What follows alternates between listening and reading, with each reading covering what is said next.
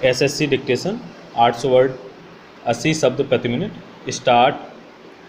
सभापति महोदय, मैं आज विश्वविद्यालय अनुदान आयोग को उसके कार्यों के लिए बधाई देता हूँ। उसके अध्यक्ष एक प्रसिद्ध विद्वान हैं और शिक्षा के क्षेत्र में उनका योगदान बहुत अधिक रहा है। अनुदान आयोग के जो मंत्री हैं उन्होंने विश्वविद्यालय अनुदान आयोग के माध्यम से शिक्षा की बहुत सेवा की है। मुझे वहाँ के कार्यकर्ताओं से केवल यह कहना है कि कुछ क्षेत्रों में विश्वविद्यालय अनुदान आयोग के नाम को एक कलंक लग रहा है और वह है पक्षपात का कलंक। ऐसा पता चला है कि वहाँ के कुछ कार्यकर्ता विश्वविद्यालयों में परीक्षक होते हैं और कहा यह जाता है कि वे उन विश्वविद्यालयों का या उन कॉलेजों का अधिक पक्षपात करते हैं जहां वे परीक्षक होते हैं। मैं समझता हूँ कि ऐसी बात नहीं होगी, किंतु यदि ऐसा है तो उन्हें परीक्षक का पद स्वीकार नहीं करना चाहिए ताकि उनके ऊपर कोई पक्षपात करने का आरोप न लग सके। मंत्री महोदय, इसके बारे में पता कर लें कि वे परीक्षक होते हैं या नहीं। यदि होते हैं तो मेरा यह निवेदन है कि अनुदान आयोग के लोगों को परीक्षक नहीं होना चाहिए। विश्वविद्यालय अनुदान आयोग ने बहुत दिनों तक शिक्षा की बहुत सेवा की है और ज्ञान और विज्ञान के क्षेत्र में बहुत ही अधिक शोध के कार्य करवाए हैं।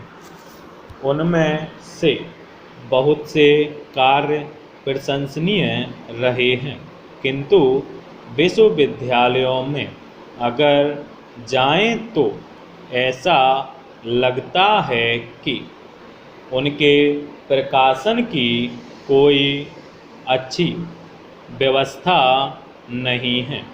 आवश्यकता इस बात की है कि ज्ञान और विज्ञान के क्षेत्र में भी विश्वविद्यालय अनुदान आयोग का सहयोग लिया जाए।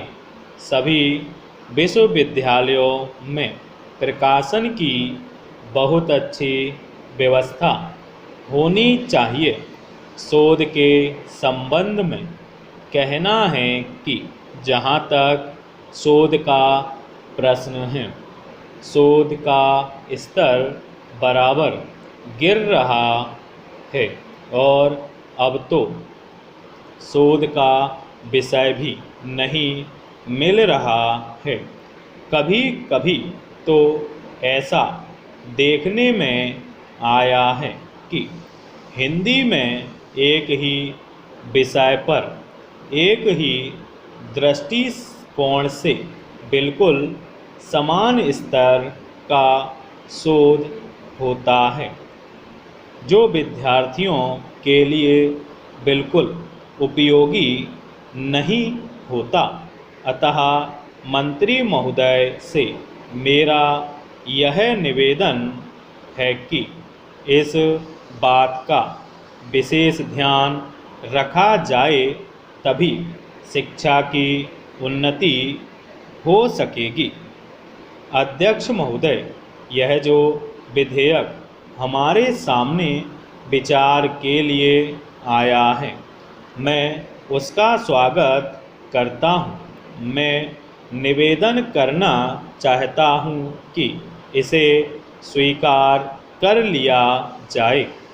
कुछ माननीय सदस्य चीनी उद्योग को ऐसा मानकर चल रहे हैं कि यह हमें दूध देने वाली एक गाय है।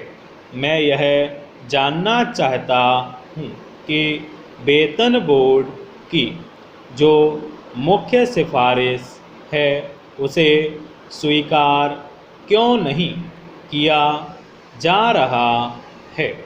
मैं यह भी पूछना चाहता हूँ कि चीनी उद्योग के जिन मालिकों ने इसकी सिफारिश को लागू नहीं किया है, क्या सरकार ऐसा कोई कानून बनाएगी कि उनको कड़े से कड़ा दंड दिया जाए।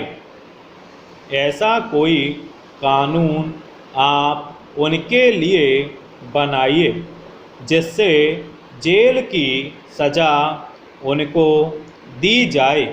साथ ही यह जल्दी से जल्दी लागू हो ताकि इसका लाभ काफ़ी मज़दूरों को मिले। कई सदस्यों के दिल में गरीब मज़दूरों के प्रति बड़ी दया है और यह कहा जाता है कि यह जो श्रम विभाग है, यह मज़दूर कल्याण करने वाला विभाग है। हर मज़दूर का लाभ इससे होता है, परंतु यह हालत देखकर तो ऐसा लगता है कि हाथी के दांत खाने के और दिखाने के और हैं। महोदय, मेरा यह कहना है कि जिन मालिकों ने वेतन बोर्ड की सिफारिश को ठीक तरह से लागू नहीं किया है, उनके खिलाफ कड़ी कार्रवाई की जानी चाहिए। आज मज़दूरों का शोषण किया जा रहा है। कई वर्षों से इस चीनी उद्योग में उनका शोषण किया जा रहा है। ऐसे हजारों मामले चीनी उद्योग के अंदर हैं कि उनसे काम तो लिया जाता है, बड़े पद का, और वेतन छोटे पद का दिया जाता है। मैं कहना चाहता हूँ कि मज़दूरों से जिस प्रकार का काम लिया जाता है, उन्हें वेतन भी उसके अनुसार ही मिले, इसकी व्यवस्था देखना भी अत्यंत आवश्यक है। मैं यह नहीं कहता हूँ कि सभी उद्योग अच्छे होंगे। आज काफ़ी उद्योगों की हालत खराब है। मेरा कहना है कि जो उद्योग खराब हालत में चल रहा हो, तो वहाँ जो कर्मचारी काम करते हैं उनको उसका हिस्सेदार बनाया जाना चाहिए।